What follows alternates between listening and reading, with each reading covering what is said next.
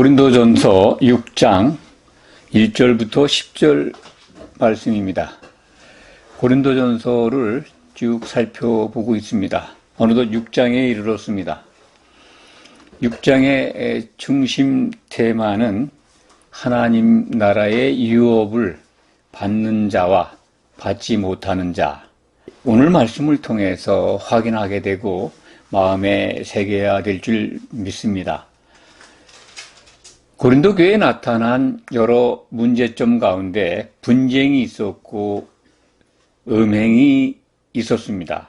오늘 말씀은 성도 간의 분쟁 가운데 그것이 진행이 돼서 세상 법정에 교회 서로 지체가 된 형제를 고발한 그러니까 송사가 일어난 사건에 대해서 바울 사도가 아주 나무라고 있는, 질책하고 있는 내용이 기록되어 있습니다.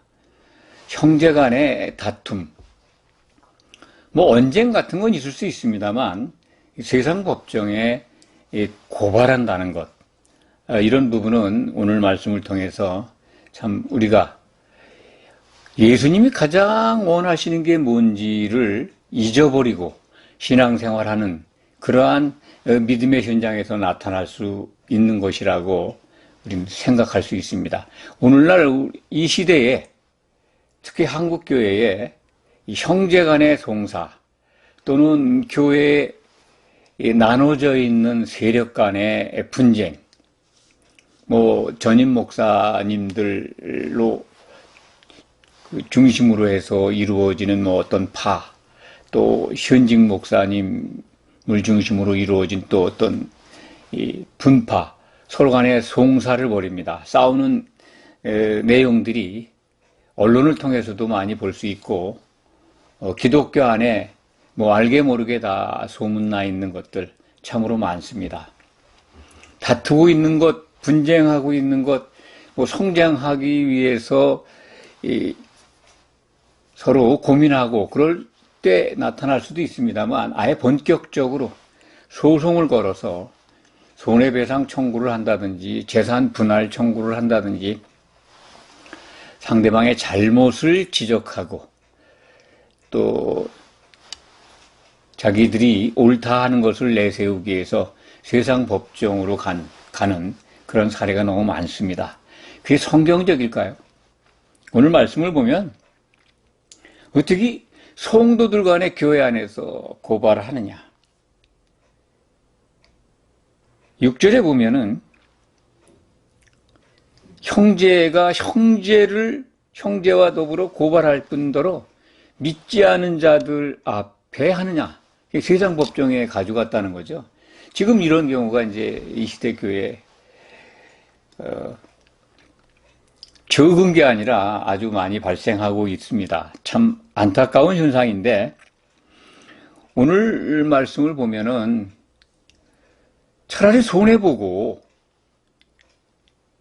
속는 게 낫지 않냐. 차라리 불의를 당하는 게 낫지 않냐. 고발할 바에야. 불의를 당하고 차라리 속고 양보하는 게 낫지 않냐. 너희가 지금 불의를 행해가지고 속여가면서 송사를 건 그 사람이 다른 사람이 아니라 너희 형제라는 겁니다. 형제를 아프게 하고 형제의 불의를 드러내서 자신들이 의를 나타내려고 하는 그러한 정말 상상할 수 없는 교회 안에서 예수님의 지체들 간에 일어날 수 없는 일들이 일어나고 있다. 이게 고린도 교회에 국한된 일이 아니라 이 시대에 특히 우리나라 교회에 너무나도 많이 나타나고 있다. 그런 점에서 우리가 이제 오늘 말씀을 듣고 옷깃을 여미고 과연 우리는 어떻게 이 교회 생활을 해야 되는가, 내게 가까이 있는 형제가 얼마나 소중한 존재인가를 깨달아야 할 것입니다. 마태복음 5장 21절, 2절 보시면 참 형제에게 미련한 사람이다, 어리석은 사람이다 라고만 해도 불지옥을 면치 못한다 라고 아주 뭐라 그럴까요? 경고의 말씀을 주셨습니다. 형제 사랑이 얼마나 중요한 것인가를 산상수훈 마태복음 5장이면은 공생의 초기에 예수님이 제자들에게 산 위에서 가르쳐 주신 말씀입니다. 결국은 이제 십자가를 지시기 직전에 그날 밤에 새 계명을 말씀하시는데 그 새 계명의 핵심이 형제 사랑입니다. 내가 너희를 사랑한 것처럼 너희도 서로 사랑하라. 근데 그 사랑해야 될 형제를 그 교회의 일원이 된 예수님의 몸의 지체가 된 형제를 미련하다고만 해도 불지옥을 면치 못한다고 말씀을 하셨는데 우리 고린도 교회에는 지금 미련하다는 얘기가 아니라 아주 불의를 행한 것으로 오늘 말씀은 기록하고 있습니다. 송사하는 것이 불의를 행했다는 겁니다. 속였다는 거죠. 불의라고 하는 것은 의를 심입지 못했을 때 나타나는 죄죠. 죄 가운데 있다는 겁니다. 의는 예수님밖에는 의로운 분이 없습니다. 우리가 그리스도의 이름으로 모인 교회가 그리스도로 옷 입어야 의로워지는 겁니다. 우리가 예수의 피로 제사함을 받은 참 의로워진 우리가 온전하게 의를 이루려면요, 예수님의 몸을 이루어야 합니다. 많은 지체들이 교회에 들어와서 그리스도의 생각으로 같아지고 그리스도를 옷 입어야 온전하게 의로워지는 겁니다. 불의라고 하는 것은 그 죄가 있다는 거죠. 죄 있는 사람들은 하나님의 심판을 피해갈 수가 없습니다. 오늘 말씀 보면 하나님의 나라를 유혹으로 받을 수가 없다. 이렇게 아주 단언하고 있습니다. 성도, 곧 성도들이 모인 교회는요, 오늘 말씀을 보면 6장 2절에 보면 세상을 심판한다라고 기록되어 있습니다. 온 세상 천지를 다 심판한다, 그런 뜻이 아닙니다. 믿지 않는 자들, 불신자들을 심판하게 됩니다. 그것이 이제 6장 2절에 기록되어 있는 이 말씀은 백보자 심판 때에서 승리한 성도들이, 곧 예수님 오실 때 칭찬받는 이기는 자가 된 성도들이 이 불신자들과 또 구약시대에 믿었던 자들이나 안 믿었던 자들이나 모든 자들을 신하게 됩니다. 오늘 말씀은 이제 세상을 판단할 것, 이게 판단이라는 단어가 심판입니다. 그러니까 그냥 교회 밖에 있는 사람들을 심판하게 되는 너희가 어떻게 세상 법정에 교회의 식구를, 예수님의 지체가 된 형제를 고발해서 그들의 판단을 받고자 하느냐. 불의를 행했다는 겁니다. 우리가 천사를 판단할 것을 너희가 알지 못하느냐. 천사는 우리가 숭배 대상이 아니라는 걸 압니다.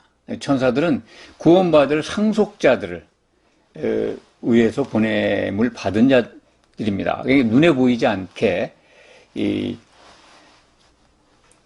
하나님께 부름받은, 곧 상속자들, 하나님의 아들이죠. 이 상속자라는 말씀을 기억하시기 바랍니다. 상속자 아무나 되는 거 아닙니다. 오늘 말씀 속에서 그것을 우리가 찾을 수 있습니다. 그들을 위해서 보냄을 받았는데 천사도 심판하게 되는데 어떻게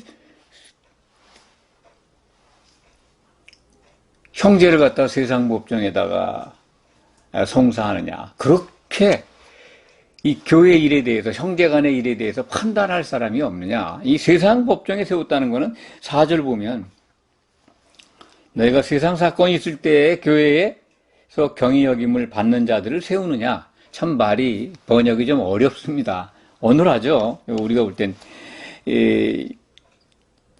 정확한 의미를 말씀드린다면 이렇게 송사 사건이 있다고 해서 교회에서 경히 여김을 받는 자들 앞에 세우느냐 그런 뜻입니다. 교회에서 경히 여긴다, 가볍게 여긴다는 것은 사실 교회 밖에 있는 사람들이죠. 교회 안에 형제간의 일을 교회 밖에 이 법정에 세운 모두의 말씀드렸습니다. 너희가 피차 고발함으로 너희 가운데 이미 뚜렷한 허물, 죄를, 불의를 드러냈다는 겁니다. 형제에게 미련한 놈이라고만 해도 나가라 하면 이제 아주 모욕적인 말이라 그러죠. 나가라라고 그렇게 말만 해도 다 불지옥에 들어가는데 지금 송사한 것 그 자체가 이미 불의를 행했다. 그렇기 때문에 하나님 나라를 유업으로 못 받는다는 겁니다. 하나님 나라의 유업, 하나님 나라는 죽어서 가는 나라가 아닙니다. 하나님의 통치 안에 있는 거기서 이루어지는 것들을 포함하는 뜻이 있다고 말씀을 드렸습니다. 하나님이 통치하는 나라, 영역도 있지만 통치가 임해 있는 공간에서 일어나는 일들, 유업이라는 말씀을 좀 드려야 될 것 같습니다. 유업은 아버지의 재산이 있으면 누가 상속받습니까? 하나님 나라의 유업을 받는 건 아들이 받는 겁니다. 하나님도 내 아들이 되리라고 말씀하신 요한계시록 21장 7절에 가면 이기는 자는 이것들을 상속으로 받으리라. 나는 그의 하나님이 되고 그는 내 아들이 되리라. 상속받는 자가 아들이라는 겁니다. 유업을 받지 못한다고 하는 것은 아들의 자리에서 탈락한다는 겁니다. 교회에 들어와 있지만 하나님 나라의 유업을 받지 못할 줄 알지 못하느냐. 우리는 교회에 들어와 부르심을 받아서 교회에 들어오면 성경은 하나님의 자녀라고 우리를 부릅니다. 하나님의 자녀입니다. 자녀와 아들은 다릅니다. 우리는 그동안 저도 상당 기간 동안 아들과 자녀의 차이를 몰랐습니다. 요한복음 1장 12절인가요? 이런 말씀이 있습니다. 영접하는 자, 곧 그 이름을 믿는 자들에게는 하나님의 자녀가 되는 권세를 주셨다. 자녀라고 표현하지 아들이라고 표현하지 않습니다. 그래서 아들과 자녀는 구별되어 있습니다. 우리는 자녀의 신분으로 교회에서 지금 아들이 되기 위해서 양육받고 있습니다. 로마서 8장에 보면은 하나님의 자녀, 곧 상속자라고 나옵니다. 상속을 받기 위해서 고난도 받아야 된다. 그런 말씀이 있는데 하나님의 자녀라고 해놓고 상속받는 자라고 기록되어 있는데 그것은 요한계시록의 끝에 기록되어 있는 말씀을 적용해야 합니다. 그러니까 하나님의 자녀로 부름받았는데 상속받는 자가 돼야 된다는 뜻입니다. 로마서 8장 17절인가요? 그 말씀에 보면 그렇게 기록이 되어 있는데 그걸 인용해서 하나님의 자녀도 상속자라고 되어 있는데요. 그렇게 질문할 수 있습니다. 좋은 질문입니다만 모든 성경의 모든 걸 풀 수 있는 모든 오해를 다 조정할 수 있는 마지막 예언서입니다. 거기를 기준하면 사도 바울이 하나님의 자녀 곧 상속받는 자라는 표현은 하나님의 자녀인데 상속을 받아야 되는 그러한 신분을 지칭한 겁니다. 그렇습니다. 우리는 지금 상속을 받기 위해서 이 교회에서 성령 안에서 한 몸을 이뤄가고 있습니다. 반드시 우리는 상속자가 되어야 되는데 조건이 요한계시록 21장 6절, 7절을 우리는 늘 주목하고 기억해야 합니다. 다 이루었도다 라고 하시면서 이기는 자는 이것들을 유업으로 받으리니, 상속으로 받으리니 나는 그의 하나님이 되고 그는 내 아들이 되리라. 상속받는 자가 아들이라는 거예요. 뭐 우리는 지금 하나님의 아들이라고 아버지라고 부르니까 아들 신분 아닙니까? 그렇게 뭐 오랜 기간 동안 저도 그렇게 알고 왔습니다. 그런데 아들이 되는 거는, 상속자가 되는 거는 반드시 이기는 자여야 된다는 겁니다. 요한계시를 통해서 이제 우리가 확정적으로 확신하면서 그 말씀을 이제 붙들고, 이제 정말 하나님의 아들이 되어야 되겠다. 이기는 자가 되어야 되겠다. 그럼 이기는 자가 되려면 어떻게 되는가는 신약 성경에 모두 나와 있습니다. 이기는 자로 우리가 나타나는 때는 예수님이 다시 오실 때입니다. 마지막 나팔이 불리면 하나님은 창세전에 세우신 하나님의 비밀, 그것을 성취하시기 위해서 예수님이 재림하도록 그렇게 일정을 짜놓으셨습니다. 아버지 하나님의 뜻에 따라서 교회가 완성되면 예수님이 다시 오시고, 다시 오실 때 우리는 나팔소리와 더불어서 휴거됩니다. 물론 영의 몸을 입고 부활해서 공중으로 들림을 받고 먼저 심판을 받습니다. 심판을 통과해야 이기는 자가 됩니다.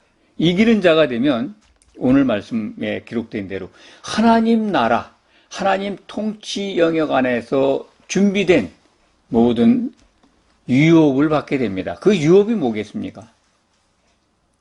먼저는 혼인잔치에 들어가는 겁니다. 혼인잔치에 들어가면 그리스도의 나라, 천년왕국에서 통치하게 됩니다. 그 후로는 예수님과 떨어지질 않아요. 한 몸을 이루고 있기 때문에. 그것이 이기는 자입니다. 이기는 자가 되어야 명실상부하게 하나님 나라의 유업을 받게 됩니다. 그래서 이제 천사를 판단하고 세상을 판단하는 일을 백부자 심판대에서 하게 됩니다. 그것이 오늘 말씀에 다 들어가 있잖아요. 그런데 유업을 받지 못하는 자들, 불의를 행한 자들입니다. 죄가 사해지지 못한, 예수님의 옷을, 그리스도로 옷 입어야 되는데 그 한 세마포 옷을 입지 못하고 그리스도의 심판대에서 탈락한 자들은 천년 감옥, 불 섞인 유리바다, 불지옥, 불바다 이렇게 말이 되어 있죠. 글로 추락하게 됩니다. 그래서 오늘 말씀 보면은 불의한 자가 하나님 나라를 유업으로 받지 못할 줄 알지 못하느냐. 이 9절 말씀입니다. 미혹을 받지 마라. 미혹하는 자가 있죠. 교회에 들어와서 역사하는 미혹하는 자. 그게 바로 이간하는 자입니다. 마귀. 사탄은 주로 이제 성경에서 하나님께 대적하는 자로 이렇게, 마귀나 사탄이나 같은 이름이죠. 같은 존재죠. 근데 이제 구별해서 쓸 때 미혹하는 영으로 이 성경에 기록할 때는 대개 마귀라는 표현을 쓰고, 우리말 번역 원문도 그렇게 다릅니다. 하나님께 대적하는 자 그럴 때는 이제 사탄으로 표기를 하고 있습니다. 그거 참고로 아시기 바랍니다. 미혹하는 자가 끊임없이 이간질을 해요. 교회의 그 지체로서 한 몸을 이루지 못하게 형제 간에 분쟁도 일어나고 다툼도 일어나고 송사도 하게 해요. 그러니까 이 송사가 일어났다고 하는 거는요, 불의를 행했다는 거는 마귀의 꼬임에 빠져서 형제를 송사해가지고 이 성령을 회방하고 있다는 뜻입니다. 마태복음 이 10장, 12장에 기록되어 있나요?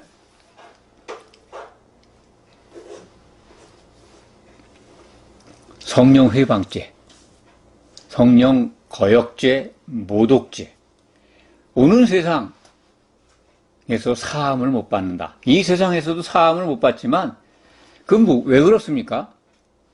성령은 하나 되게 하시는 분인데 교회에 들어와서 한 몸을 이루어야 될 성도 간에 분쟁이 일어나서 실족하게 하거나 실족한다면 용서받지 못한다는 겁니다.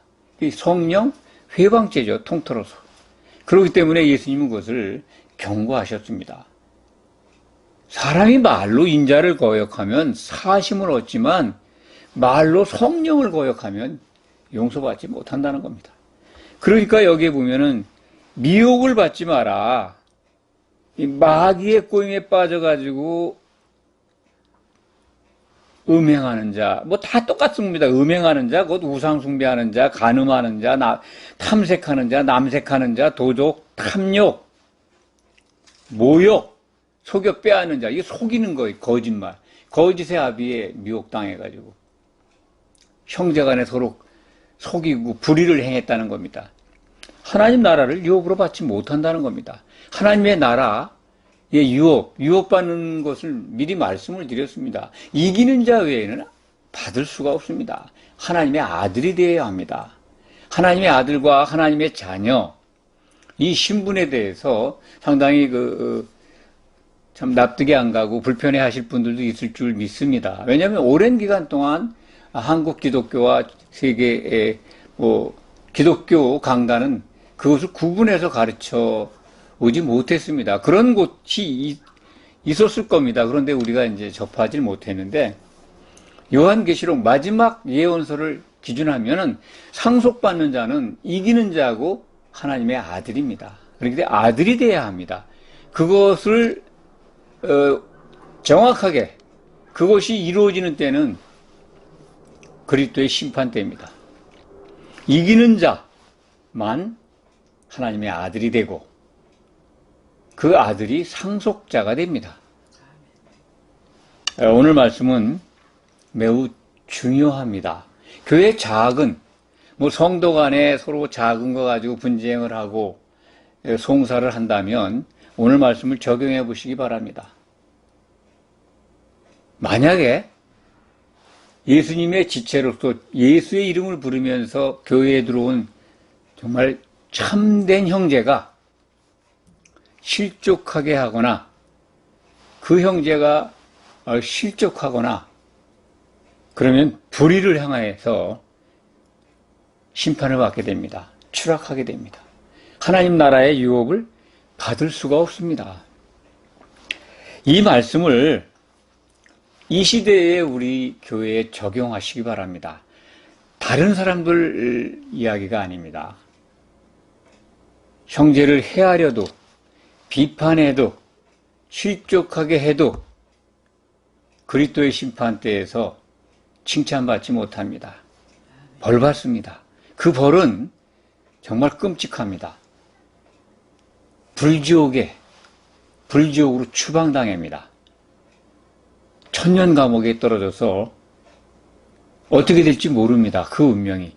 생명책의 이름이 지워지지 않으면 새 예루살렘 성으로 들어가는 백성이 되겠지만은 이미 아들은 상속자는 되지 못합니다. 생명책에서 이름이 지워진다면 그마저도 새 예루살렘은커녕 불못에 던져집니다. 그것이 성경의 기록입니다. 말씀을 정리하겠습니다. 하나님의 아들과 하나님의 자녀는 정말 하늘과 땅 차이, 크게 다르다. 차이가 너무 엄청나게 크다 할 때 천지 차이라고 그러죠. 그거 이상입니다. 상속자가 되느냐, 추락하느냐, 거의 비슷한 이 아들과 자녀를 비슷하게 사용했습니다만, 신약 성경은 그것을 혼용하거나 그렇게 사용하지 않습니다. 자세히 주목해 보시기 바랍니다. 만약 분간이 안 간다면 요한계시록 21장 7절에 기록된 말씀을 적용하시면 됩니다. 상속자는 내 아들이 된다. 하나님의 아들의 신분을 얻는 자가 이기는 자고, 이기는 자만이 상속을 받습니다. 이기는 자가 되는 것은 어린 양의 신부로 혼인 만찬에 참여해야 합니다. 성경은 거기에 초청받은, 청함받은 자들을 복이 있다라고 우리에게 일러줍니다. 꼭 기억하시기 바랍니다. 기도하겠습니다.